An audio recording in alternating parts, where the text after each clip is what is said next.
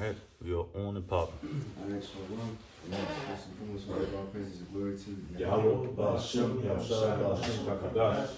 And divine to the apostles, J.M.S. for Ruel, and Shalom to the fact that man is always continue doing the work of the Lord. Alright, so now, Lord willing, we're just going to continue on. You know, we spoke about King David, his reign. But now, of course, you know, next is going to be King Solomon. We're going to touch on him, you know, his riches, the things that he did, you know, his government that he set up, and then at the end we're gonna go into pretty much the split of Judah and Israel, you know, the kingdom, you know what I mean, the history of that. So then, Lord willing, I'm planning on after this class just to go through. I'm gonna see how I'm gonna do it. It might be like a 2-3 part, maybe like 2, because you know it's a lot of kings of Judah and kings in the kingdom of Israel. So try to touch on them. And stop at like the most important ones and then, you know, summarize it, you know what I mean? But yeah, so a little bit, we just get started at that one part, and then you can just go ahead. Yeah. It says the book of Kings may be divided into 4 sections. 1, the last years of David and Solomon's succession to the throne. 1 Kings chapter 1 to chapter 2, verse 11. Right, and matter of fact, yeah, keep going. Because it pretty much just summarized that, you know, because one of King Solomon's brother was trying to be king, and then, you know, pretty much King David had, you know, established that King Solomon was going to be king, you know. But you got it. It says, so I get 2, the reign of Solomon, 1 Kings chapter 2, verse 12 to chapter 11, verse 43. 3, the beginning of the divided monarchy to the fall of Israel, 1 Kings chapter 12, to 2 Kings chapter 17, and chapter 4, the last years of Judah, 2 Kings chapter 18, 25. Right. Let me see. Yeah, you got it. Keep going. The succession of Solomon to the throne. 1 Kings chapter 1 and 2 continues the story of David and the struggle for the succession of the throne. Both sides were drawn between Adonijah, David's eldest living son, and Solomon, the son of David and Bathsheba. Supporting Adonijah were the old guard, the general Joab, and the priest Abiathar. And supporting Solomon were the priest Zadok, the prophet Nathan, and the captain of David's bodyguard, Benaiah. With David close to death, Adonijah prepared to seize control of the kingdom. Nathan, however, requested Bathsheba to go to David and persuade David to proclaim Solomon the next monarch. Following the advice of Nathan, David then appointed Solomon the heir to his throne, and Zadok the priest and Nathan the prophet anointed the son of Bathsheba king in Gihon. Right, so, you know what I mean, even though King Solomon wasn't the firstborn, but the Lord still had him pretty much become the next ruler. You know what I'm saying? And then of course Jake, like I said, try to get up in there, but you know, what's his name? Joab and others, you know, and at the end of the day they lost that, you know, pretty much King Solomon became king according to prophecy, you know what I'm saying? And eventually Joab got put to death, you know, so on and so forth. You see, but you got it. It says after David died, however, Adonijah attempted to regain some semblance of prestige by asking Solomon to give him Abishag, a young Shunammite woman who had been given to David in his old age, as his wife. To his request, Solomon answered by ordering Adonijah's execution, which Benaiah carried out. Solomon also ordered the execution of the old general Joab for killing Abner and Amasa years earlier.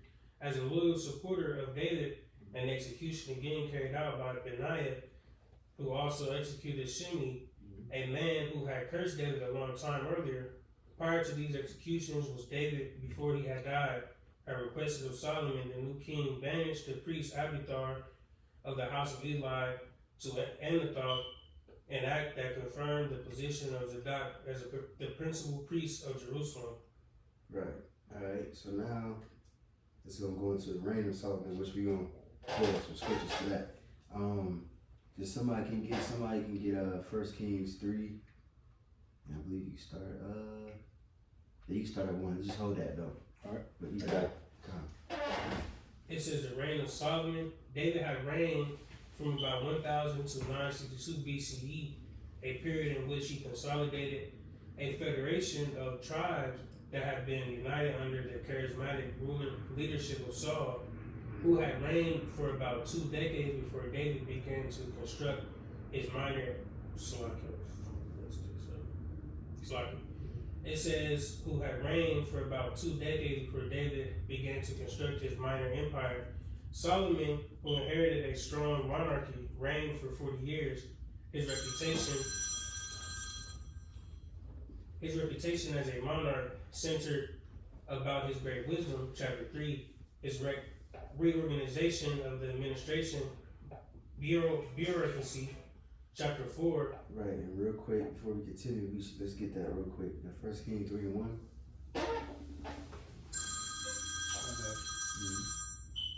First Kings 3, at the top it says, and Solomon made affinity with Pharaoh, king of Egypt, and took Pharaoh's daughter and brought her into the city of David, until he had made an end of building his own house, and the house of Yahweh, and the wall of Jerusalem round about.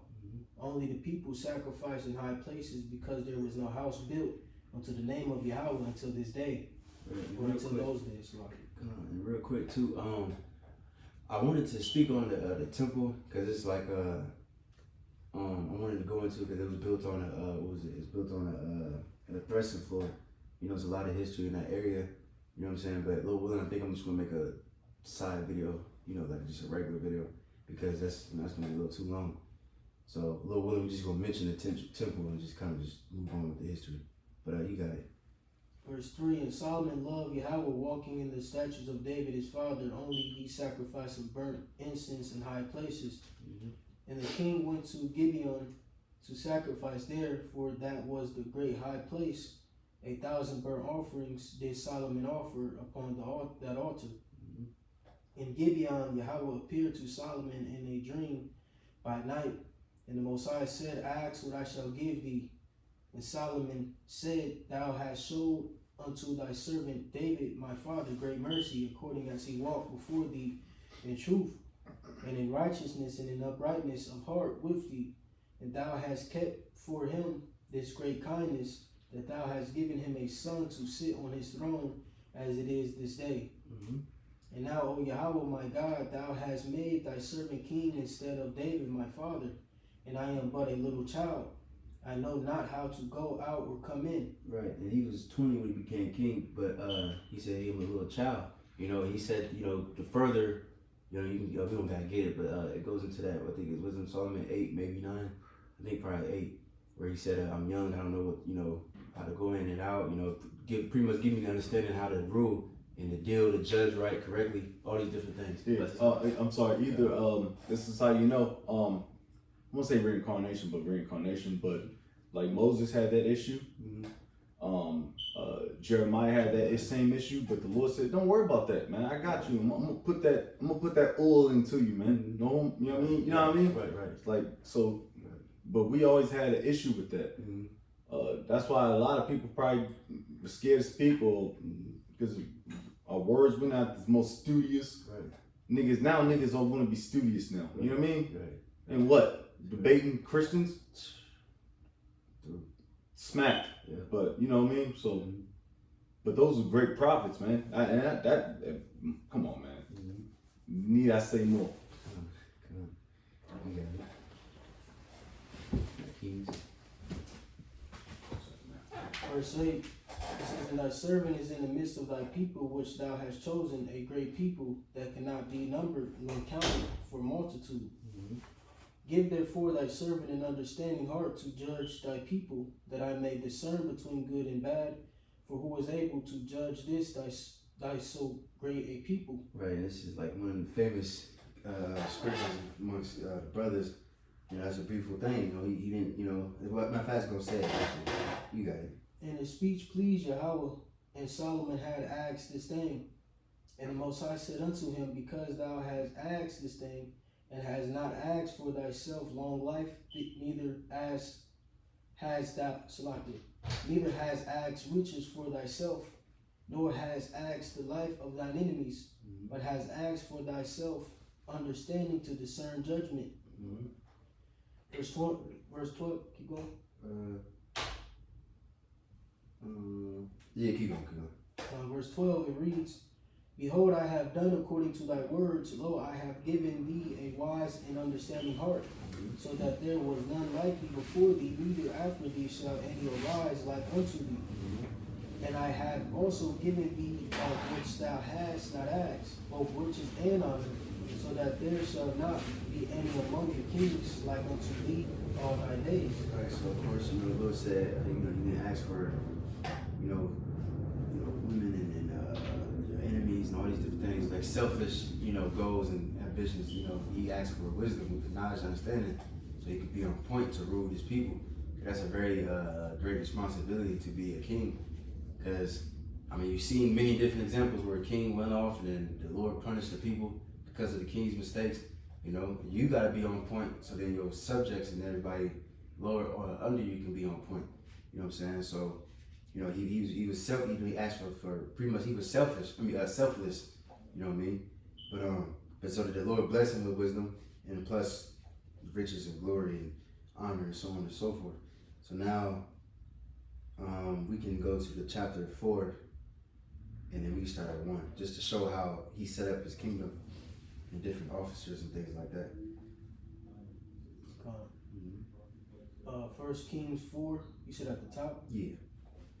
1 Kings 4:1, it reads, So King Solomon was king over all Israel, and these were the princes which he had. Matter of fact, Salaki, can you read that in the A&P version?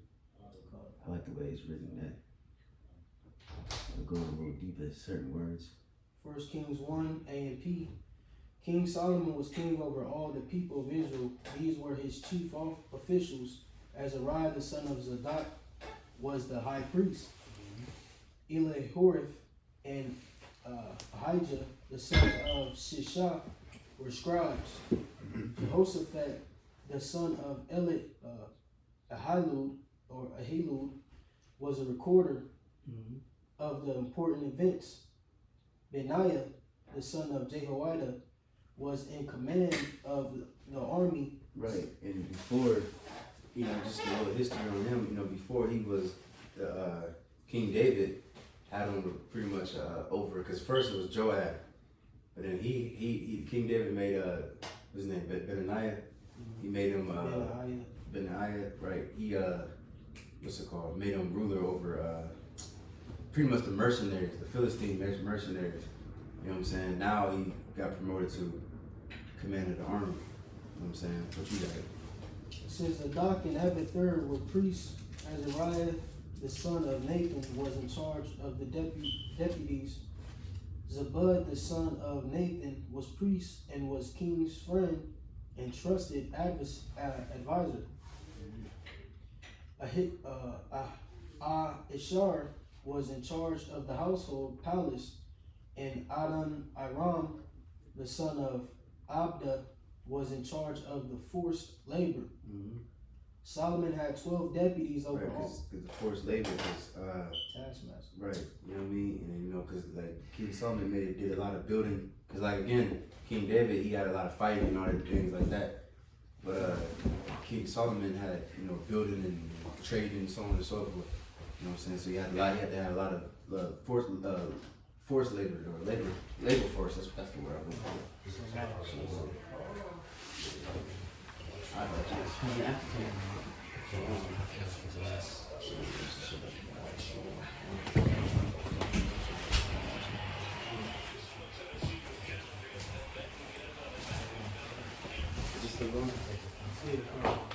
Real quick.